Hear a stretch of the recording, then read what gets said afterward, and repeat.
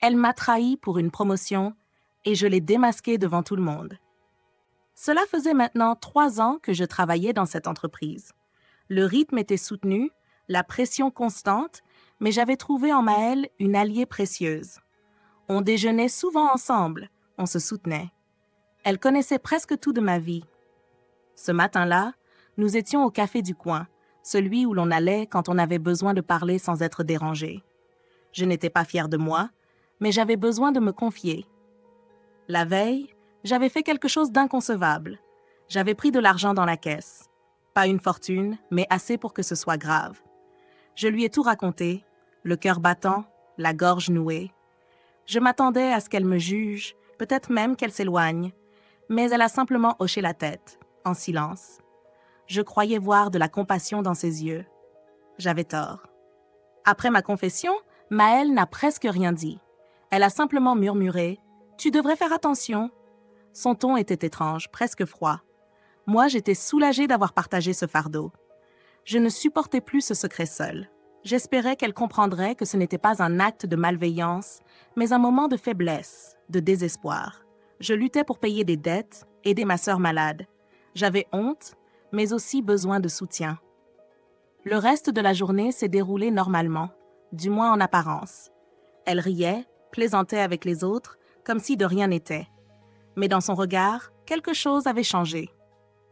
Je me suis demandé si j'avais fait une erreur en lui faisant confiance. Après tout, ce secret pouvait me détruire.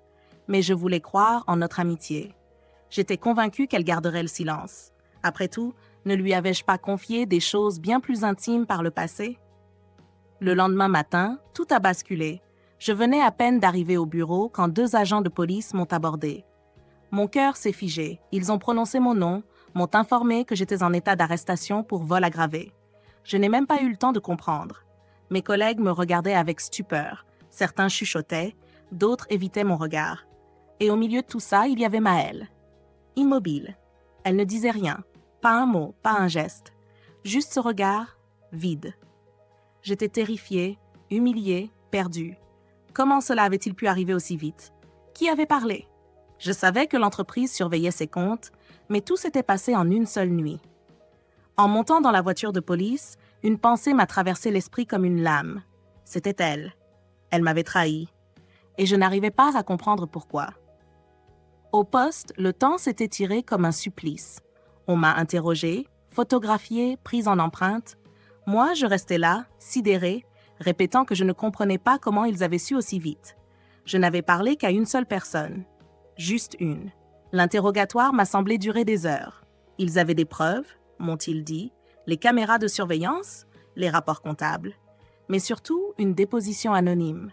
J'ai immédiatement compris. Personne d'autre n'aurait pu faire le lien. Personne, sauf Maëlle.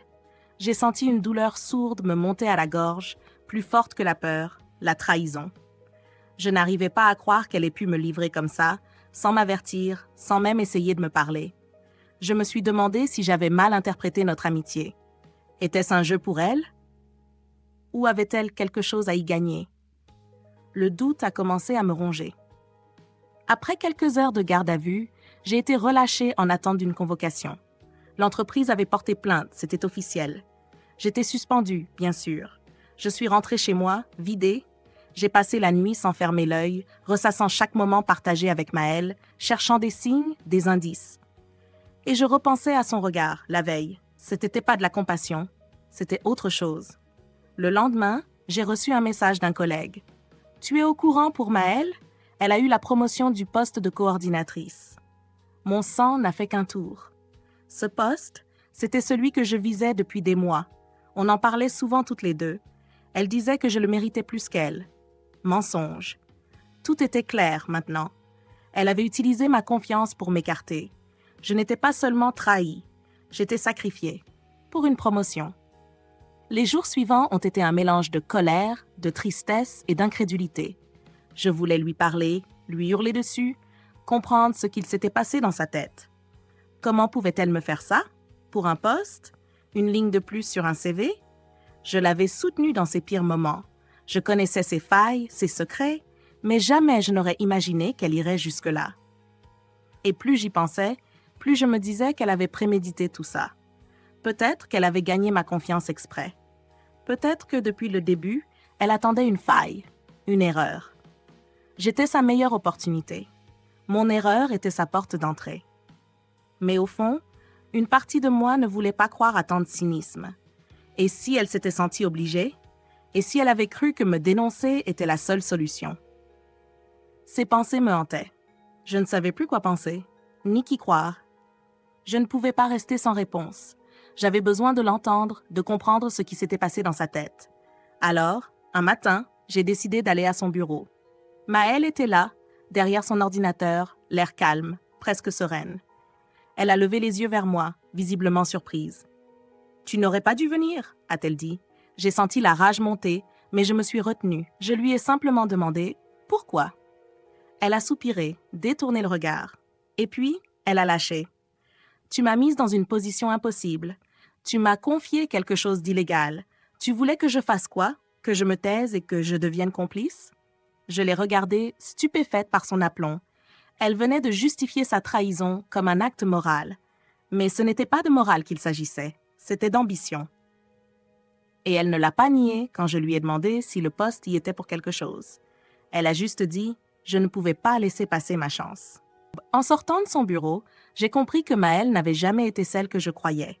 Elle avait porté un masque, une amie parfaite, attentive, loyale. Mais derrière ce masque, il y avait une femme calculatrice, prête à tout pour avancer. Elle m'avait observé, analysé, attendu, et quand j'ai faibli, elle avait saisi sa chance. Ce qui me faisait le plus mal, ce n'était pas d'avoir été trahi. C'était d'avoir cru que je pouvais lui faire confiance, d'avoir cru que notre amitié comptait plus qu'un titre sur une porte. Elle m'avait volé bien plus que ma réputation. Elle m'avait arraché cette certitude fragile que certaines personnes sont capables de bonté sincère. Je suis rentrée chez moi avec ce goût amer dans la bouche. Et je me suis juré une chose. Elle avait peut-être gagné une promotion, mais elle n'avait pas fini d'entendre parler de moi. Les jours suivants, je me suis repliée sur moi-même. Mais ma colère ne me paralysait plus. Elle me donnait de la force. Je repassais en boucle tout ce que je savais sur Maëlle, tout ce qu'elle avait pu faire, dire, manipuler. Puis un détail m'a frappée. Elle avait mentionné, durant notre discussion, des éléments que je ne lui avais jamais révélés, comme si elle avait accès à des informations internes. Était-elle en lien avec la direction? Avait-elle été placée là, comme une sorte d'espionne discrète? Je n'avais aucune preuve, mais mon instinct me hurlait qu'il y avait quelque chose de plus profond. Je commençais à voir un tableau plus large, plus sombre. Peut-être que mon erreur avait été utilisée comme un levier dans un jeu de pouvoir bien plus vaste. Et peut-être que Maëlle n'était qu'un pion. Ou pire, la main qui faisait tomber les autres. Plus je creusais, plus je découvrais des choses étranges. Plusieurs collègues avaient quitté l'entreprise ces derniers mois, discrètement, sans explication. Des gens compétents, respectés. Et à chaque fois, Maëlle semblait gravir un échelon.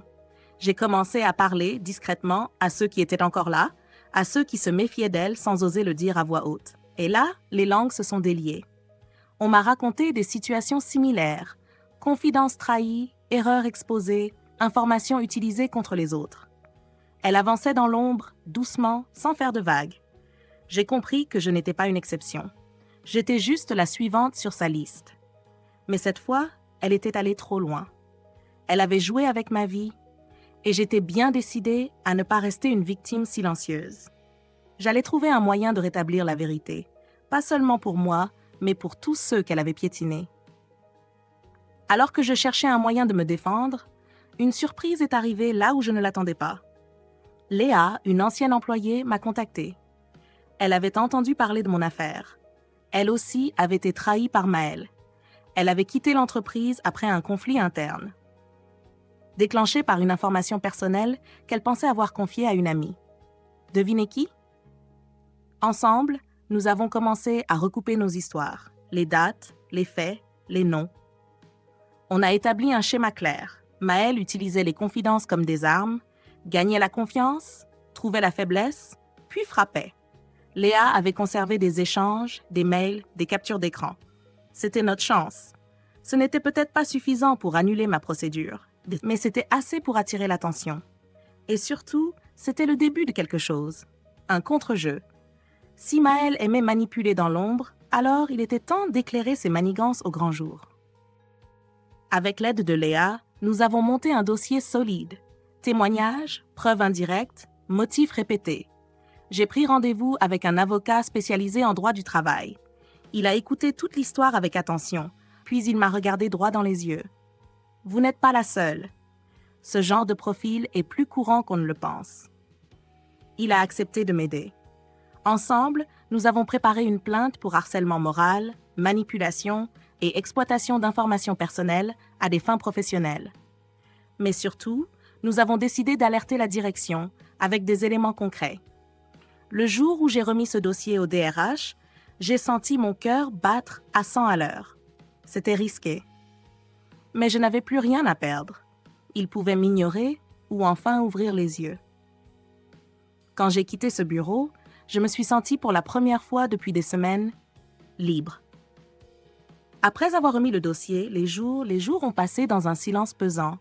J'étais suspendue, mise à l'écart, mais mon action avait déclenché quelque chose. On m'avait promis une enquête interne.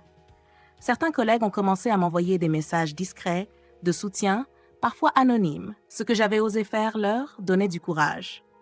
Et puis, un matin, j'ai reçu un appel, une convocation officielle pour un entretien avec les ressources humaines. Cette fois, c'était eux qui voulaient m'entendre. L'ambiance n'était plus à l'accusation, mais à la prudence. Ils avaient lu chaque ligne de notre dossier et ils avaient commencé leur propre vérification. Leur regard, cette fois, n'était plus plein de méfiance. Il y avait du doute, certes, mais aussi du respect. Peut-être qu'enfin, ma voix allait compter. Peut-être que la vérité avait encore une chance. L'enquête a révélé bien plus que prévu. Plusieurs employés, anciens comme actuels, ont été interrogés. Des témoignages ont afflué. Le profil de Maël s'est dessiné, couche par couche. Une professionnelle irréprochable en apparence, mais derrière, une gestion des relations toxiques, une manipulation constante. La direction ne pouvait plus faire semblant. Ce n'était plus seulement mon mot contre le sien. C'était une structure de trahison systémique. Et au centre, elle. Un jour, une note interne a circulé. Maël était mise en retrait temporairement, le temps de l'enquête. Ce mot, temporairement, sonnait creux. Mais pour moi, c'était une victoire. La première fissure dans le mur qu'elle avait bâti autour d'elle. Pour la première fois, je me suis dit que justice pouvait exister. Même dans le silence feutré des bureaux. Quelques semaines plus tard, j'ai été réintégrée. Pas sans condition, pas sans prudence. Mais j'étais de retour. Les sourires étaient hésitants, les regards encore fuyants. Mais je sentais un changement, une forme de reconnaissance. J'avais osé dire tout haut ce que beaucoup avaient eu depuis longtemps. Maël, elle, était toujours en évaluation disciplinaire. Je savais que le système trouverait un moyen de la faire sortir proprement, sans scandale. Mais ça importait peu. Ce qui comptait, c'est qu'elle ne pouvait plus nuire dans l'ombre. Et surtout, qu'on ne me ferait plus taire. J'avais retrouvé une chose plus précieuse que ma réputation, ma dignité. Et ce que j'avais vécu, aussi dur soit-il, m'avait appris une vérité fondamentale. On ne guérit pas une trahison en se taisant. On la combat par la lumière. Revenir au travail n'a pas été simple. J'avais changé, plus méfiante, plus forte aussi. Je n'accordais plus ma confiance à la légère, mais je n'étais pas devenue cynique, simplement lucide. J'ai repris petit à petit mes marques, reconstruit des liens plus sains. J'ai aussi changé ma manière de travailler, moins de naïveté, plus d'intégrité. Je ne voulais plus être prise au piège par mes propres faiblesses. Et surtout, j'ai commencé à aider d'autres collègues à se protéger, à parler, à ne plus avoir peur. Mon histoire devenait un exemple, un repère. Je n'étais plus seulement celle qui avait été arrêtée. J'étais devenue celle qui avait tenu bon. Et ça, personne ne pourrait me l'enlever. Un soir, alors que je ne m'y attendais plus, j'ai reçu un message. C'était Maël. Elle me disait qu'elle regrettait, qu'elle ne pensait pas que cela irait aussi loin, qu'elle avait agi sous pression. Elle ne demandait pas pardon. Elle cherchait à se justifier. Je l'ai relu plusieurs fois, et puis je l'ai supprimé, sans répondre. Car ce chapitre était clos. Je n'avais plus besoin de ses explications.